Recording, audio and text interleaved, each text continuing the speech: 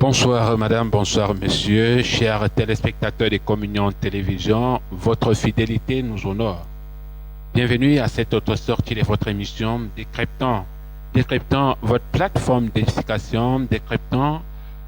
Venez dire ce que vous pensez, posez vos questions. Certainement, à la lumière des Saintes Écritures, notre personne ressource, l'apôtre Étienne Comguep, le père fondateur du ministère Appel à la communion avec Dieu, va vous donner une réponse appropriée, certainement. Mesdames, Messieurs, il est avec nous dans ce studio de Communion Télévision. Apôtre, bonsoir et bienvenue.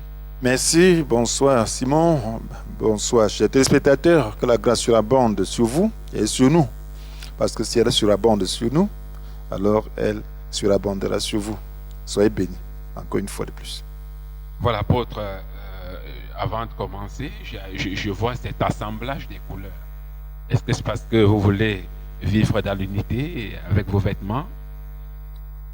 Oui, l'unité est une bonne chose, vous voyez, quand les choses sont unies, Oui. tout le monde est à l'aise, parce que la ville est unie. C'est pour ça qu'on demande souvent de peindre les maisons d'une certaine couleur, parce que Oui. l'harmonie repose, hein. Donc voilà, donc parce qu'on est... L'harmonie est bien, même Dieu est un Dieu d'harmonie. Et vous regardez à Dieu pour mettre l'harmonie dans vos vêtements. Bon, quand je regarde, c'est quand c'est harmonieux, ça me donne la tête un peu plus posée. Ah, ça c'est... De temps en temps, je ne manquerai pas de vous poser la question de savoir si madame a également apprécié le vêtement, ce qui est sûr. Hein. Bien sûr, quand elle voit sa tête est plus à l'aise. Toute l'harmonie. Elle comprend qu'elle n'a pas fait le mauvais choix. Bien sûr, bon, elle se sent à l'aise, ça apaise. Hein. Oui. donc ça détend. Donc, nous devons... L'unité est quelque chose de bien. Mhm. C'est pour ça qu'il y a des spécialistes dans Oui. certains domaines. Mhm. Donc, pour créer simplement l'unité dans la ville, il y a des choses de ce Oui. genre. Donc, Mhm. je crois que l'unité vient de Dieu. Oui. Dieu lui-même est un. Bien que l'unité venant de Dieu, il y a quelqu'un qui a été inspiré disant le seul bon choix. Et j'en venais pour dire, madame, quand on regarde cette unité, elle dit non, ça c'est le meilleur choix. Bon, Le choix de qui me Dieu. permet de faire un. Bien sûr, le choix de Dieu. Oui. Parce que quand Dieu, c'est lui qui crée, hein? Mhm. Donc c'est lui qui avait fait la femme pour Adam. Mhm. Il savait quelle femme il devait faire. Il a pris sa côte Mhm. pour qu'elle rentre là. Et quand on regarde, quand on essaie un peu de vérifier, de voir la réaction d'Adam, il a dit cette fois-ci, Voilà. voilà. Voilà, cette fois-ci, celle qui est aux maisons, Mhm. chair de ma chair. Voilà, vous Voilà. comprenez que j'ai Bien raison sûr. quand même hein, de dire. Bon, c'est ça. Tu ne peux avoir que raison. Ok. Mais toi aussi. En fait, c'est vice-versa. Hein. D'accord. C'est vice-versa. D'accord, mesdames, messieurs, c'est ce climat, c'est cette détente que nous, hein, ici à Communion Télévision, nous aimons souvent vous contaminer. Sentez-vous à l'aise, mettez-vous à l'aise. C'est aussi ça, l'émission Décryptant l'unité et la bénédiction. Nous voulons, hein, nous également, vivre dans la bénédiction. Et pour le faire, nous sommes unis. Apôtre, nous allons tout de suite rentrer dans cette thématique également qui revient pour la énième fois. Je rentre là où je suis sorti l'autre jour, à savoir l'unité, que faire pour vivre l'unité prescrite telle que prescrite dans la Bible.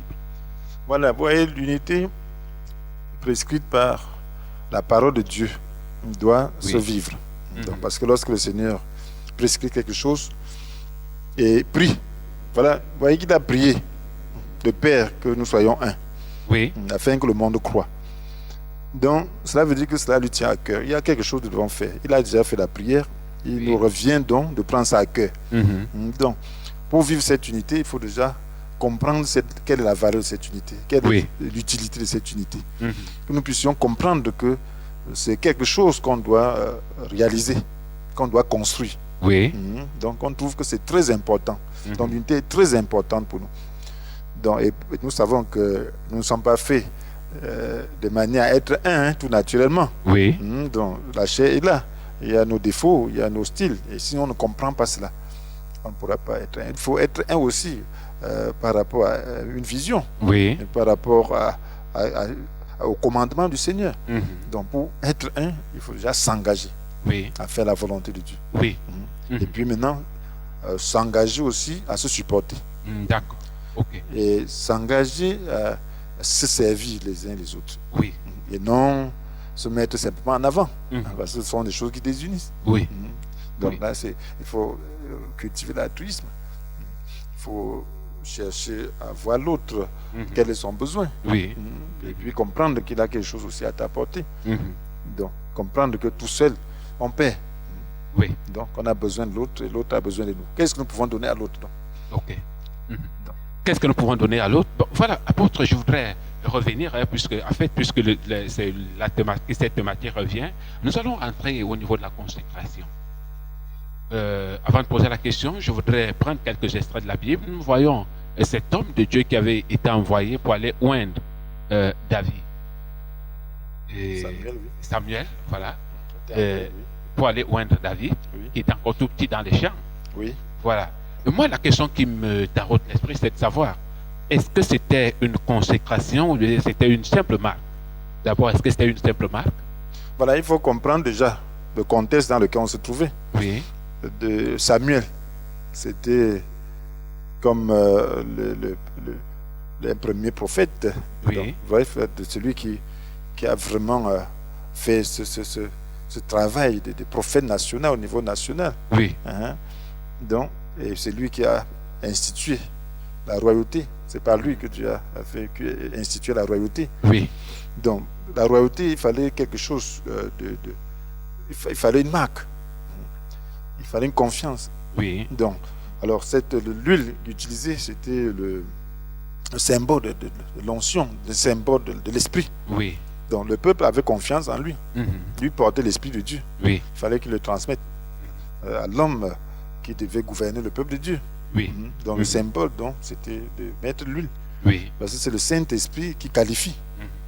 Donc, lui, il était envoyé pour qualifier quelqu'un. Oui.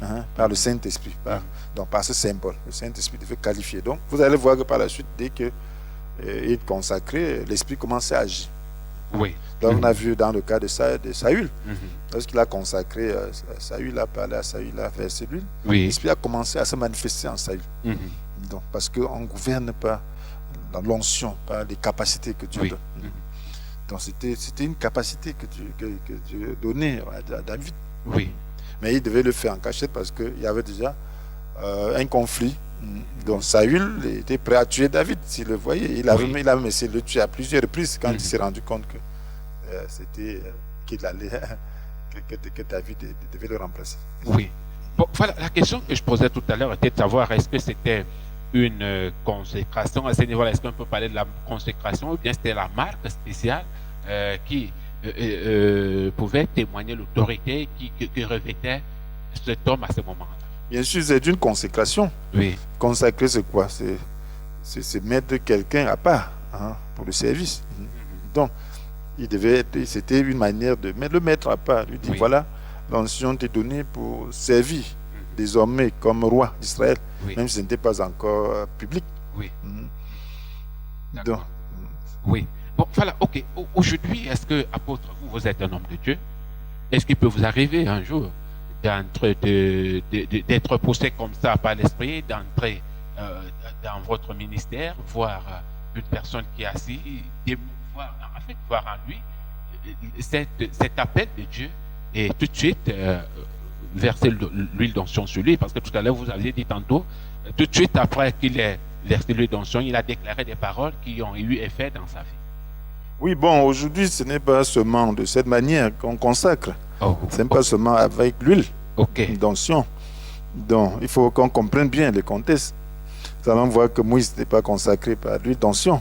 Oui. Donc, il y a des gens qui n'ont pas été consacrés par l'huile d'onction dans leur service. Oui. Donc, nous voyons Jean-Baptiste n'a pas été consacré par l'huile d'onction. Encore moins Jésus. Oui. Donc, on doit être conduit par l'Esprit de Dieu. Oui. Donc, il y a des gens qui le pratiquent. Donc, je n'ai rien à reprocher à ceux-là. Donc, c'est comme ça que Dieu les conduit.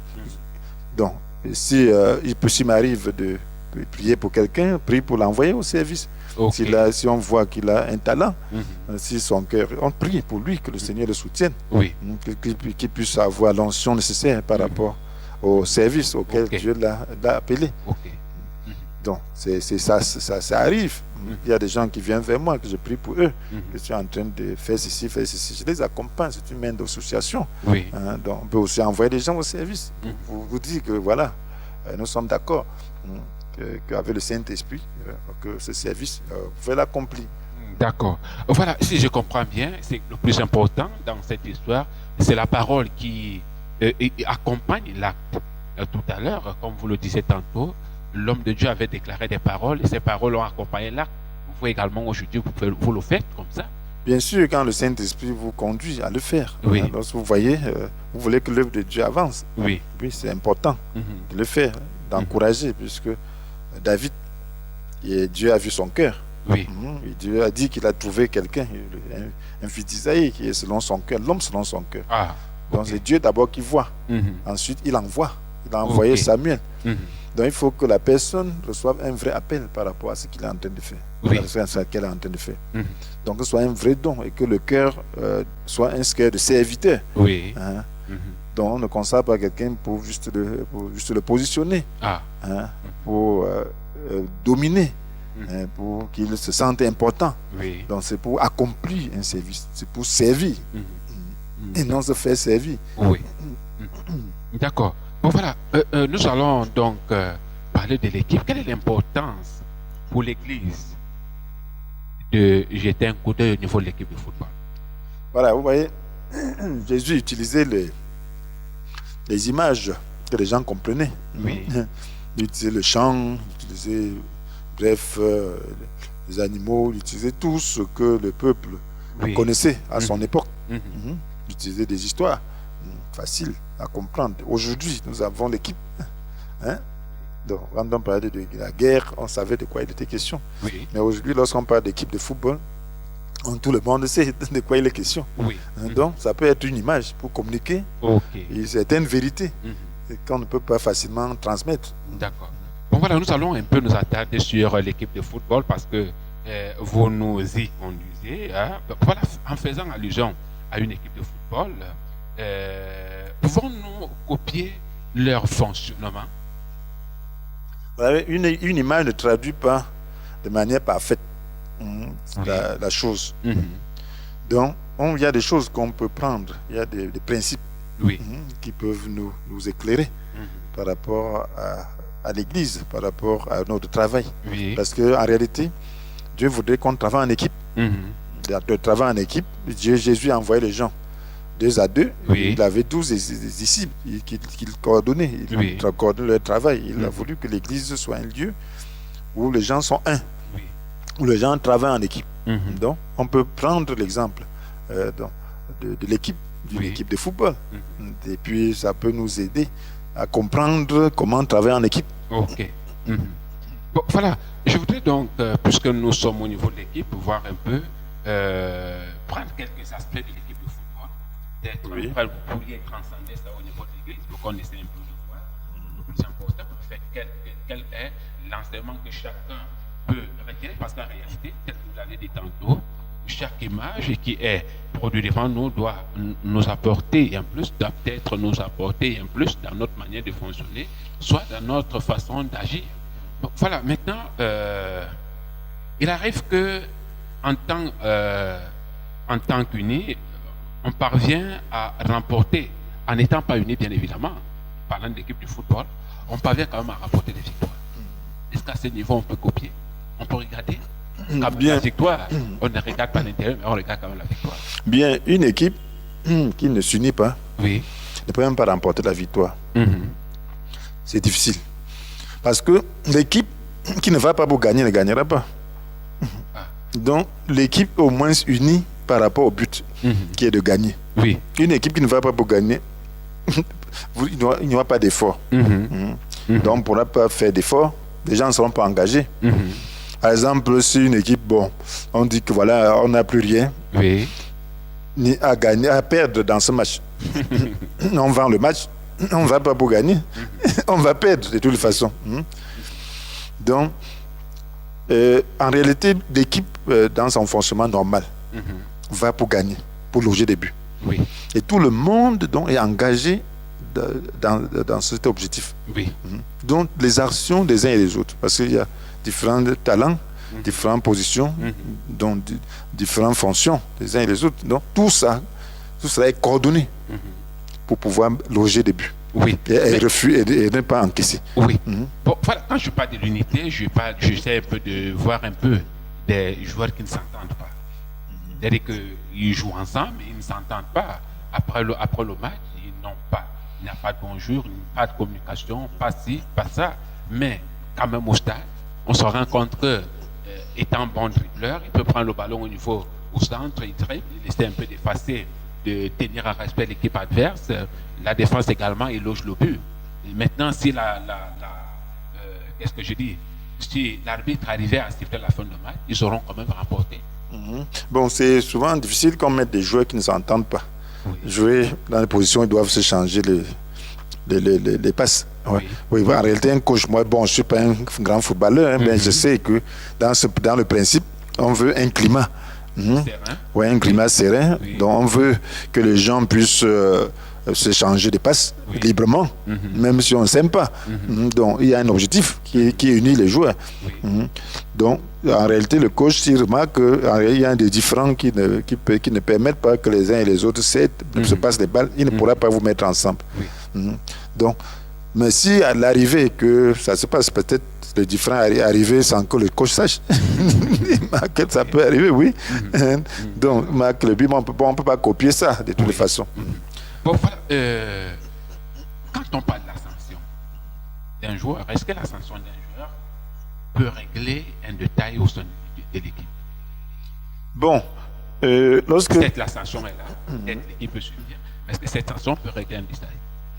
Voilà, l'ascension, c'est par rapport, ça touche l'équipe. Oui. Donc, si le joueur est fautif, si on voit qu'il est toujours exposé et qu'il n'arrive pas à maîtriser, parce que l'équipe, ça s'apprend. Le football, ça s'apprend. Donc, on doit apprendre de sorte qu'on ne se fasse pas sanctionner. On doit respecter les règles. Donc, si ça cause beaucoup de tort à l'équipe, il est probable que la prochaine fois, on ne classe plus ce joueur. Parce que ça veut dire que peut-être il n'a pas un bon caractère. Il ne veut pas respecter les règles. Mais si c'est juste une faute que tout le monde peut commettre, bon, là, on peut encore le garder s'il est un bon joueur. Donc, mais ça touche l'équipe. Parce que là, un joueur, il fait une faute, la faute est contre l'équipe. S'il y a un coup franc, c'est contre l'équipe. C'est même pas contre seulement le joueur. Le joueur en subit, il a des problèmes. On dit que c'est lui. Si finalement le but entre, on va dire que c'est elle qui a causé ce but. Mais l'équipe souffre. C'est l'équipe qui paie. Oui. En fait, si j'ai posé la question, c'était simplement pour dire, est-ce que cela peut régler un problème au niveau de l'équipe? Du genre, si j'ai pris de la main cette fois-ci, je devrais éviter la prochaine fois de prendre la main pour que je ne sois pas expulsé comme la fois dernière, ou bien que mon équipe n'en pâtisse pas. Bien sûr, bon, au niveau personnel, il doit le faire. S'il ne l'a pas fait exprès, donc il doit se corriger, il doit apprendre mieux ses leçons. Et puis, donc, au niveau de l'équipe, on va voir s'il ne fait pas d'effort, on pourra ne plus le classer. Parce que être joueur, c'est tout ça, être bon joueur, c'est tout ça. C'est ne pas pour permettre qu'une faute puisse aller contre l'équipe, ne pas prendre des fautes. D'accord. Bon, voilà, nous avons très souvent, puisque nous parlons d'équipe de football, nous avons très souvent vu des matchs où le coach reçoit un carton rouge. Il est expulsé du banc de touche. À ce niveau-là, apôtre, déjà le coach qui est censé être le garant de la discipline au sein de l'équipe, il reçoit un carton rouge. À ce niveau-là, quel est l'enseignement? En fait, quelle est l'idée qu'on peut avoir de cette équipe de football? Bon, si on prend le coach comme le responsable, comme le leader, voilà. Parce qu'en réalité, les responsables, les pasteurs, les apôtres, tous sont des responsables. Nous avons vu dans la Bible, nous avons vu Saül recevoir un carton rouge. Dieu l'avait disqualifié. Donc ça veut seulement dire qu'il y a des règles aussi que le coach doit respecter. Donc un serviteur de Dieu doit respecter des règles. Donc Dieu, s'il a reçu un appel, donc il doit être fidèle à son Dieu. Il ne doit pas faire n'importe quoi. Parce que s'il fait n'importe quoi, Dieu peut l'écarter. Donc il y a des règles, il y a des fautes. Donc qui ne doivent pas être tolérées devant Dieu. puisque nous parlons donc du coach, et là maintenant nous allons parler du désordre. Parlons donc du désordre. Que faire quand c'est la tête qui orchestre le désordre? Voilà, quand la tête peut créer le désordre, ça dépend de ce qu'on a placé comme règle. Hein. Oui. Et puis, il faut savoir si la tête vient de Dieu. Si la tête vient de Dieu, Dieu va régler. Hein. Nous prenons le cas de Saül. Oui. Il a causé le désordre. Il a désobéi à Dieu. Oui. Et qu'est-ce que Dieu a fait? Dieu l'a écarté. Lorsque Dieu l'écarte. Donc voilà pourquoi on dit de laisser le serviteur qui tombe. Ça regarde, c'est Dieu qui l'a établi. S'il tient bon, ça regarde. Mais il dit qu'il tiendra bon. Donc on est là pour se soutenir. Ok. On est là pour prier. Parce que ça peut arriver qu'il n'ait pas reçu assez de prières aussi. Oui. Ça peut arriver qu'on ne l'ait pas traité avec amour. Et là, et puis, donc, ce qui veut dire qu'il faut plutôt soutenir. Oui. Donc, soutenir, et puis lorsqu'il est bien soutenu, il faut avoir foi. Parce que, Voilà. Ok. Il faut avoir foi. Question d'un téléspectateur. Voilà, il dit, je veux honorer Dieu. Que faire pour que je puisse l'honorer? Voilà, honorer Dieu. Bon, nous parlons d'équipe. Pour honorer Dieu, il faut déjà s'engager pleinement. À fond. Ça veut dire que respecter son commandement. Il a dit, tu aimeras Dieu de tout ton cœur, de toute ton âme, de toute ta pensée. Oui. Et tu aimeras ton prochain comme toi-même. Donc c'est ça déjà. Il faut avoir ce principe. Donc, aimer Dieu de tout son cœur, toute son âme, toute sa pensée, veut dire que ta priorité c'est Dieu. Oui. Dieu vient avant toute chose. Mais il faut comprendre ce que Dieu veut. Dieu veut que tu l'adores. Dieu veut que tu mènes une vie d'adoration.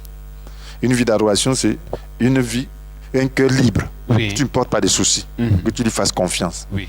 En toutes choses. C'est ça, une vie d'adoration. D'accord. Pas de plaintes à tout moment. Oui. Pas de plaintes. Donc, on ne doit pas se plaindre de Dieu. C'est ça l'honorer. Lorsqu'on a des problèmes, tout le monde a des problèmes. Nous vivons dans ce monde qui n'est pas bon.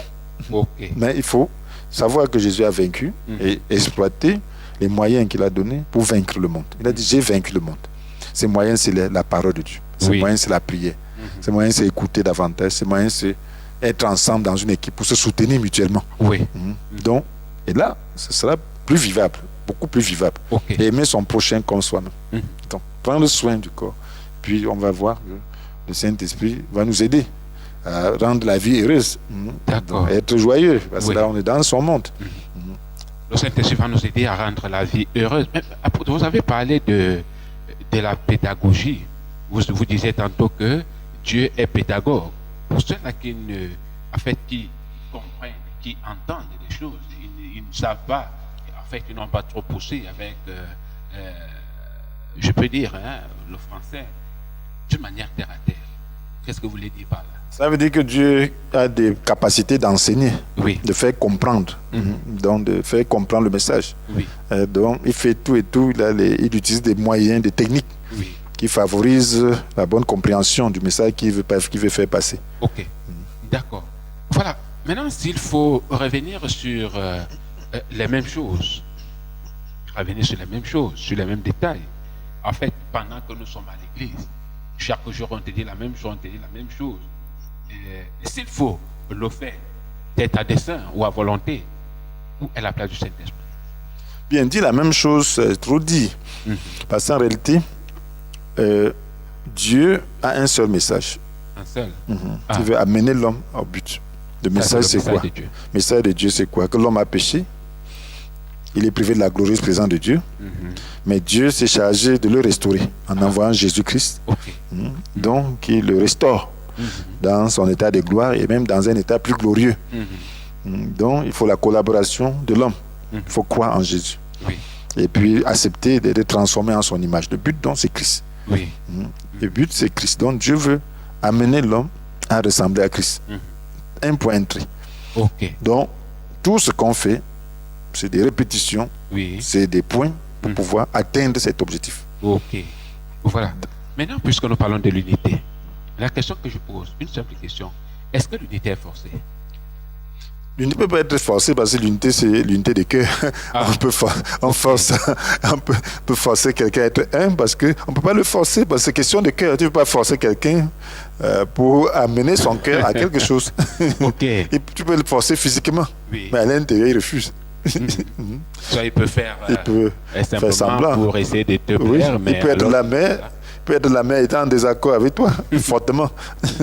Ok, voilà. Vous dites que l'unité n'est pas forcée. Bon, voilà. L'unité n'est pas forcée. À dire que venir à l'église, chacun cherche ce qu'il vient chercher. Bien, ce n'est pas forcé, mais ça se construit.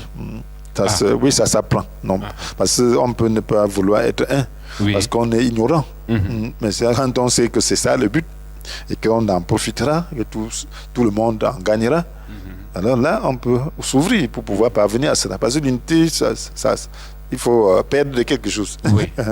Ça fait mal. C'est difficile à construire. Donc, ça se construit. Mais il faut comprendre le but et l'importance.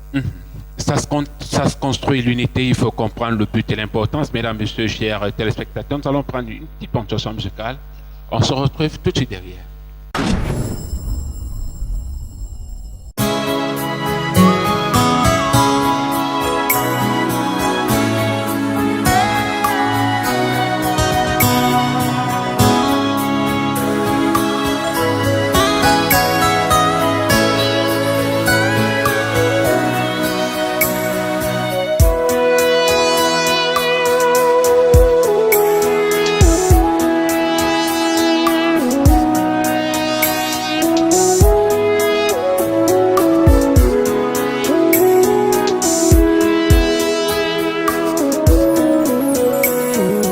Quelle merveilleuse promesse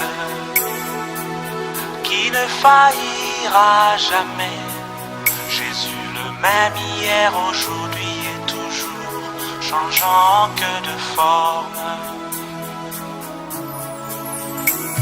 Encore un peu de temps, le monde ne m'y verra plus, mais il ne sera pareil pour toi. Je serai avec toi, même en toi, jusqu'à la fin de temps. Quelle merveilleuse promesse qui ne faillira jamais. Jésus le même hier, aujourd'hui et toujours, changeant que de forme. Quelle merveilleuse promesse qui ne faillira jamais. Jésus le même hier, aujourd'hui et toujours, changeant que de forme. À l'ouverture de la parole, tu connaîtras que le Père et moi sommes un, et moi en toi.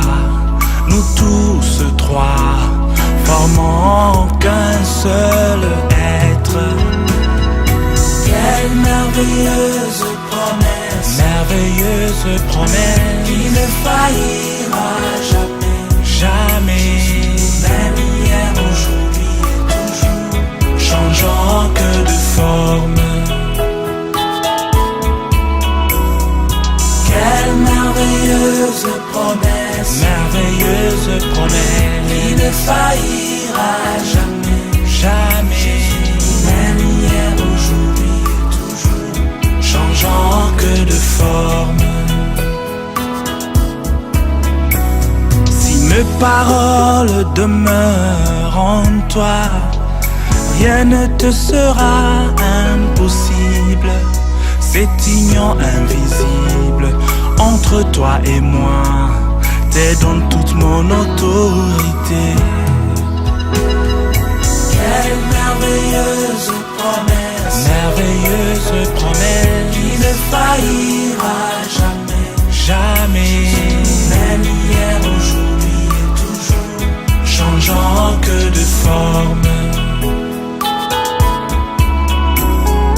Quelle merveilleuse promesse qui ne faillira jamais. Jamais. Même hier, aujourd'hui et toujours, changeant que de forme.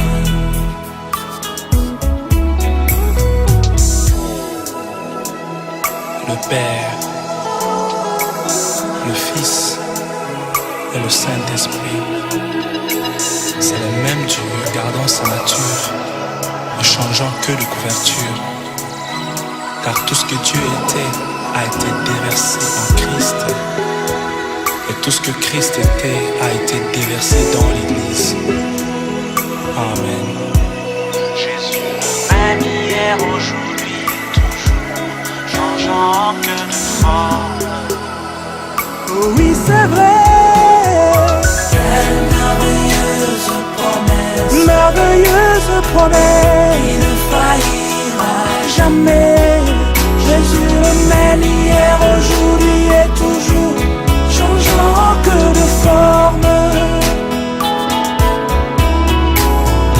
Quelle merveilleuse promesse, Oh, il ne faillira jamais. Le même hier, aujourd'hui et toujours, changeant que de forme. Quelle merveilleuse promesse, Quelle merveilleuse promesse. il ne faillira Jamais. Jésus le même hier, aujourd'hui et toujours, changeant que de forme. J'ai dit Amen. Quelle merveilleuse promesse, Merveilleuse promesse. il ne faillira Jamais, au grand jamais, même hier, aujourd'hui et toujours. changeant que de forme.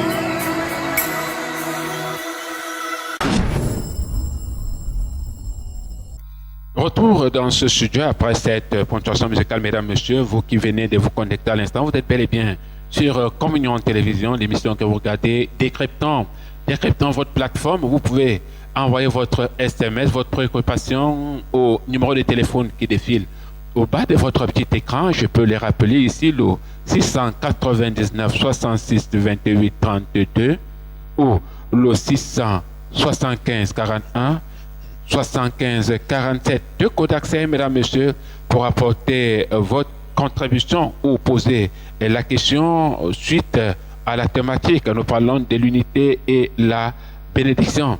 Voilà, apôtre, est-ce que le peuple de Dieu, après avoir, en fait, je reviens là sur le peuple de Dieu qui était allé en guerre. La première fois, ils ont réussi, ils ont pu gagner. La deuxième fois, ils ont perdu.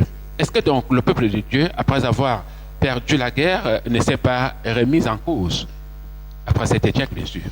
Voilà, donc, tu parles là de la guerre contre Haï. Oui. La première fois dans Juge 6, Oui. ils ont gagné la guerre contre Jéricho. Mhm. Donc, une ville qui était très fortifiée.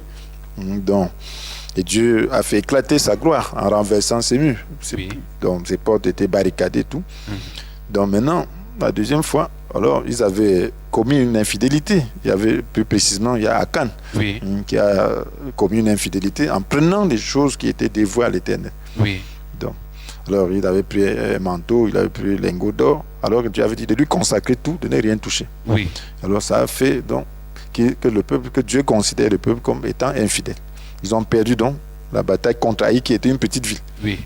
Donc, ils ont même jugé que ce n'était pas bon de fatiguer toute l'armée. Ils ont estimé que 2000 hommes ou 3000 pouvaient le faire l'affaire. Oui. Bon, Josué, plus prudent, a envoyé 3000. Mhm. Mais ils ont fui devant des adversaires. Oui. Ils ont perdu 36 hommes. Donc, alors, ils n'avaient pas compris, ils ne comprenaient pas. Et, vous voyez, marcher avec Dieu n'est pas facile.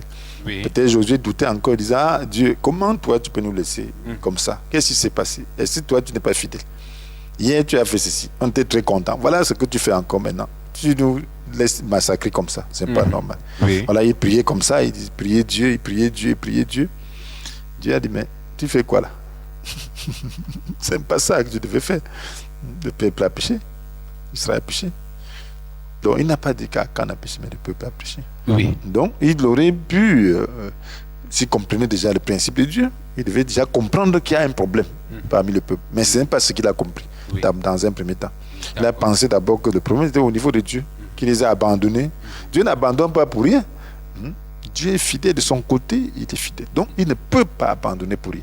D'accord, d'accord. Bon, voilà. Maintenant, est-ce que seul le joueur ou le soldat doit être sérieux? Parce que quand nous regardons un peu plus haut, c'est une personne qui n'était pas sérieux, un soldat. Oui. Mais maintenant, est-ce que c'est seul le joueur ou le soldat qui doit être sérieux? Parce que quand on est sérieux, on rapporte la victoire. Bon, en dehors de qui? En fait, quand on parle du groupe, en dehors, quand on parle peut-être de l'armée, il y a le chef de l'armée. Oui, Quand on parle voilà. d'équipe de football, il y a Donc, le coach. Voilà, Voilà, c'est pour ça que dans ce cas, Josué était fidèle à Dieu. oui, quand on regarde, en fait, Oui. je voudrais revenir dans le cadre où une personne doit être sérieux. En fait, chacun doit être sérieux. Est-ce que si, je prends l'exemple, si le coach n'est pas sérieux et que les joueurs sont sérieux, ça peut donner, ou seuls les joueurs, les soldats doivent simplement être sérieux. Tout le monde doit être sérieux. Ah, Du ok, côté ouais. de Josué, Josué était sérieux. Oui. Donc c'était un homme fidèle à Dieu. Mhm. Donc il a montré sa fidélité pendant toute sa vie. Oui. Donc maintenant, il ne savait pas que les gens, parce qu'ils étaient nombreux, imagine-toi des milliers de personnes. Mhm. Et quelqu'un, il ne savait pas que quelqu'un le voyait, que ça pouvait affecter tout le peuple. Mhm. Donc tout le monde doit être sérieux, parce que Dieu voit tout le monde. Donc lorsqu'on s'engage en tant qu'équipe, lorsqu'on devient un corps, alors un membre qui souffre, c'est ce que la Bible dit. Un membre qui souffre fait souffrir tout le corps. Donc lorsqu'on s'engage en tant que corps du Christ, on doit faire attention. Tu ne dois pas dire, ah, je suis qui? Non, tu es important. Dans ce que tu fais là, alors affecte l'Église. Affecte déjà le niveau où tu te trouves Oui. et affecte l'Église visible. Lorsqu'on se moque de l'Église visible, c'est à cause de qui? C'est à cause de certains membres. D'accord. Donc, qui causent donc, tout cela. Et alors, si tu es ce membre-là, alors tu vois ce que ça peut causer. Les gens ont une D'accord. autre image de cette Église. Bon, voilà, on laisse un peu l'Église. On prend cet aspect. Si les joueurs sont sérieux, unis, solidaires, le coach n'est pas sérieux. Maintenant, les soldats sont unis, sérieux, solidaires. On laisse la tête. Est-ce qu'ils ne peuvent pas, ils ne sont pas capables de rapporter une victoire? Puisque ça, c'est la tête qui dirige. C'est la tête qui dirige. Vous voyez, quand le peuple regarde Saül, Oui. lorsqu'il était infidèle. Mhm. Vous voyez, des rois d'Israël, ils conduisaient le peuple à l'infidélité. Ils Oui. les conduisaient à faire n'importe quoi. Mhm. Vous voyez, Jéroboam, Mhm. lorsqu'il s'est révolté Oui. pour commencer le terre d'Israël, Oui. pour se séparer du fils de Salomon, de Jéroboam. Qu'est-ce qu'il a fait? Il a dit au peuple, parce que ce qui l'animait, c'était la gloire. Ce qui l'animait, c'était la position. Mhm. C'est pas qu'il voulait servir le peuple. Oui. Et Dieu a vu cela en lui. Bon, comme il voulait juger le péché de Salomon, il a permis qu'il puisse prendre une partie du peuple. Mais il a conduit les gens à l'idolâtrie. Oui. Il a menacé les gens qui voulaient aller adorer dans le temple. Mhm. Que si vous allez là-bas, n'allez plus. Voilà, si votre Dieu, il fait une statue Oui. il fait une statue d'or, D'accord. un veau d'or, pour que les gens adorent. D'accord. Donc, il a conduit le peuple dans l'idolâtrie. Et tous ces rois d'Israël conduisaient le peuple dans l'idolâtrie. Donc, et puis, Israël est allé en exil plutôt que Juda. D'accord. Ok. Beaucoup plus tôt que Juda, à cause du péché de ces rois qui a affecté le peuple. Donc, la fidélité des hommes de Dieu est très très importante. C'est même d'ailleurs plus grave. Parce que le péché, quand on voyait dans le péché, dans les sanctuaires sacrificateurs, Oui. le péché devait être expié par le bœuf et non la chèvre, comme celui du D'accord. peuple. D'accord. Et non un mouton, ainsi de suite. D'accord. Un bélier. Ok. Maintenant, je reviens pour poser cette question. Est-ce que dans l'Église, quelqu'un vient pour l'autre ou bien est-ce que quelqu'un vient pour plaire à l'autre? Est-ce Bon. que quelqu'un peut venir pour simplement plaire? Bien sûr, ça dépend. Bon, si on a une relation, quelqu'un peut venir pour plaire. Vos enfants peuvent venir pour vous plaire. Oui. Vos amis peuvent venir pour vous plaire. Oui. Puisqu'ils savent que c'est si votre cœur y est. Donc ok. voilà, donc ainsi de suite. Mais il faut changer. Il peut venir d'abord pour vous plaire, mais c'est à vous de savoir orienter le cœur. Oui. Que bon, comme vous venez pour me plaire, vous êtes déjà à l'église. Mais maintenant, c'est le message qui doit les conduire à se corriger. Ah, ok. Oui, le message doit les amener à se corriger parce que personne n'est parfait. On ne peut pas attendre de quelqu'un qui n'a pas un cœur changé, qui puisse avoir de bonnes motivations, de bonnes intentions. D'accord. Ok. Mais maintenant, question d'un téléspectateur que faire pour être sérieux dans l'Église? Voilà, pour être sérieux, il faut déjà écouter son message. Lorsque vous venez, soyez écoutez le message. Quand Oui. vous écoutez le message, il faut naître de nouveau. Si vous êtes né de nouveau, alors vous avez développé votre communion avec Dieu. Il faut Oui. établir la communion parce que rien en dehors de Dieu ne peut vous amener au sérieux, Oui. en dehors du Saint-Esprit. Mhm. Donc, c'est la lumière de Dieu. Parce Oui. que lorsque vous n'avez pas la lumière au niveau de l'Esprit, Oui. vous pouvez être sérieux. Ah. Être sérieux, ça devient juste de la discipline extérieure, mais pas le sérieux qui engage le cœur. Donc, il faut se laisser toucher au niveau de l'Esprit. Il faut développer une relation avec Dieu Oui. et commencer à marcher devant Dieu et non devant les hommes. Lorsque Ok. vous commencez à marcher devant Dieu et non devant les hommes, vous voyez donc l'importance de pouvoir apporter votre part de D'accord. contribution pour D'accord. faire avancer l'œuvre de Dieu. D'accord. Vous voyez l'importance du corps de Christ. Là, vous travaillez devant Dieu pour être récompensé par Dieu. Et là, vous pouvez supporter les difficultés. Oui. Donc, parce qu'il y a des gens charnels. Les gens vont vous donner des coups d'épaule et ainsi de suite. Oui. Salive aux pieds. Mhm. Mais vous devez supporter parce que vous savez ce que vous cherchez. D'accord. C'est un peu ça. Ok. Voilà. Il y a cet auditeur également qui pose la question. En passant, mesdames, messieurs, vous qui venez de vous connecter à l'instant, vous êtes bel et bien sur Communion Télévision. Et l'émission que vous regardez, décryptons votre plateforme, mesdames, messieurs. Vous pouvez envoyer le SMS si vous avez des préoccupations concernant l'unité et la bénédiction. C'est notre thématique de ce jour. Voilà, apôtre, une autre question d'un téléspectateur. Je veux aimer, mais je ne parviens pas. Lui veut aimer, mais il ne parvient pas. Oui, c'est le propre de tous les hommes. Paul dit, je veux faire le bien, mais c'est le mal que je fais. Oui. Donc, c'est ce que je n'aime pas que je fais. Oui, Donc, cela veut seulement dire que c'est un état de développement. Donc, il faut donc comprendre que ce ne sont pas les efforts personnels. C'est la révélation sur l'œuvre de Jésus à la croix. Il avait dit, malheureux que je suis, qui me délivrera de ce corps voué à la mort. Après, il dit, Dieu soit loué, c'est par Jésus-Christ notre Seigneur. Après, Oui. il dit, il n'y a plus de condamnation pour ceux qui sont unis à Jésus-Christ. Car la loi de l'Esprit qui te donne Oui. la vie dans l'union avec Jésus-Christ t'a libéré de la loi du péché et de la mort. Donc, il n'y a plus de condamnation. Donc, il faut entrer dans la grâce. Il faut entrer dans l'œuvre de Jésus à la Oui. croix et comprendre ce qu'il a fait et reposer ta foi dessus et y entrer et agir, Oui. prier et développer sa foi par rapport à cela et marcher dedans par la foi. Écouter des messages qui vont vous édifier, qui vont vous donner davantage de la substance spirituelle. D'accord. Hein.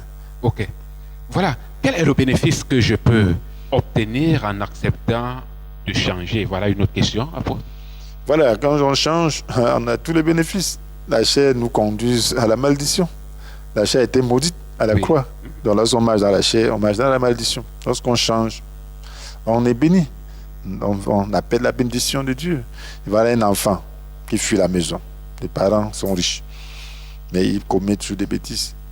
Et puis, il ne peut pas avoir ce qu'il veut. Parce qu'on sait que si on donne de l'argent, il donne ce qui est bien. Si on le rend un peu bien, il va faire de mauvaises choses. Maintenant, il dit, il change. S'il change. Les parents n'attendaient que ça. Il dit, maintenant, comme tu as changé, prends ceci, prends cela. On sait que tu vas bien gérer, on sait que tu vas faire. C'était un peu ça avec Dieu. Oui. Lorsqu'on change, c'est toujours bien. On ne peut pas changer pour perdre. C'est ce que Dieu attend. C'est quand on change qu'on commence à vivre, qu'on trouve un sens à sa vie. Donc, lorsqu'on n'a pas changé, on pense que la vie c'est ailleurs. On poursuit le vent. Puisque depuis que les gens sont nés, ils poursuivent, ils cherchent le bonheur, ils cherchent à attraper, mais personne n'a jamais attrapé. Tu vas voir des gens âgés qui continuent à chercher, et finalement ils sont plutôt désespérés. Oui. Ils trouvent qu'il n'y a rien dans la vie. Oui. Alors, quand tu attrapes Jésus, c'est là que tu trouves un sens à ta vie. Parce que tu sais que ici-bas, c'est un passage. Oui. Tu es en mission. Et tu es en mission déjà. Tu commences à avoir les prémices Oui. de ce royaume. Et il n'y a rien de plus grand que ça.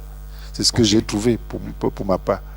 Parce que la vie où on va juste manger, boire, demain on va mourir, je ne trouve pas de sens. Autant mourir très vite. Ok. Donc, voilà. Maintenant, j'ai décidé de changer, j'ai accepté de changer. Mais il y a quelque chose qui me reste. Je critique encore. Voilà, on critique, c'est le propre de l'homme. Vous voyez, le diable, c'est le calomniateur. On l'appelle diable. C'est le calomniateur, c'est son nom.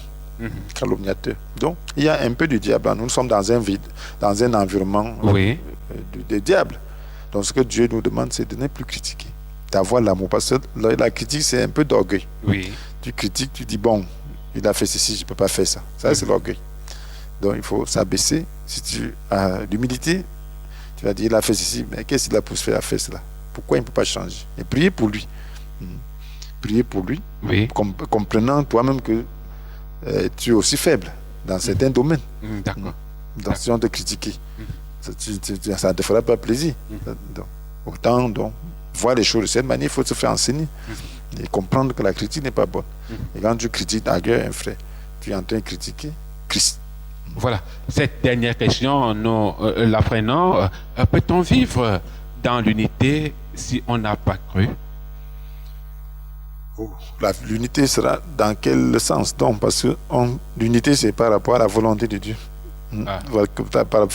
Donc, si on n'a pas cru, ça veut dire qu'on ne connaît même pas la volonté de Dieu. Donc, l'unité, c'est en Christ. Nous parlons de l'unité en Christ. Il est vrai qu'il y a l'unité nationale. Là, c'est un niveau d'unité. Oui. Mais si on n'a pas cru, on peut quand même comprendre qu'il y a des choses qu'on doit faire. Lorsque nous sommes unis, nous sommes ensemble, il y a la bénédiction. Oui. Donc, on peut le faire sans croire. Donc, on peut comprendre qu'il faut demeurer dans l'unité, respecter les autorités. C'est pour notre bien. Parce que lorsque on ne respecte pas, on peut être brutalisé. On peut connaître beaucoup de situations. C'est ce que la Bible dit. Donc, et quand on n'est pas unis, il y a le désordre, ça ne nous profite pas à personne. D'accord. Lorsque l'économie tombe, si on coupe les salaires, les gens vont pleurer. Mais c'est ainsi de suite. Ok. D'accord. Voilà, pour tous ceux qui veulent marcher ensemble, quel est le conseil que vous leur donnez, apôtre? Oui, je voulais seulement dire, s'ils sont des chrétiens, s'ils veulent marcher ensemble, je voulais dire qu'on soit encore plus sérieux et qu'on suive le principe de Christ. Donc on regarde les autres comme étant supérieurs à nous-mêmes. Qu'on sache qu'ils ont des qualités que nous n'avons pas. Nous avons aussi des qualités. Donc personne n'est méprisé. Donc il faut donc servir. Lorsque nous venons ensemble, comprenons que c'est pour nous servir les uns et les autres. Qu'on soit vraiment engagé dans l'amour de Dieu. Qu'on détruise toute forme d'idole en nous. Tout culte de personnalité. Toute recherche de positionnement, et ainsi de suite. Toute recherche de gloire personnelle. Donc on abandonne tout ça et qu'on sert vraiment le Seigneur. On aime Dieu de tout son cœur, de tout son âme, de toute sa pensée. Qu'on aime le prochain comme soi-même. D'accord. Donc si on est engagé ainsi, on sera unis. Tout le monde engagé ainsi, ce sera uni. Parce qu'en se frottant, on s'unira davantage. On cherchera des occasions d'aimer davantage. Si ton frère te fait du mal, ça a l'occasion de dominer, de pardonner. Parce que le pardon, c'est quand on a fait quelque chose. Et c'est dans l'épreuve du pardon qu'on sait qu'on aime. On va avancer. Voilà. On dit souvent, à force de forger, on devient forgeron. Essayons. Mettons notre confiance en Dieu. Nous allons nous aimer. Essayons, faisons tout pour marcher ensemble. Mesdames et messieurs, c'est sur ce que nous mettons un terme à cette autre sortie de votre émission Décryptant. Merci à toute la forte équipe de l'autre côté de la technique. Merci à l'apôtre Étienne Comgep, le père fondateur du ministère Appel à la communion avec Dieu. Je rappelle que c'est situé au Carrefour Isakam Monte Ludo. C'est là le ministère.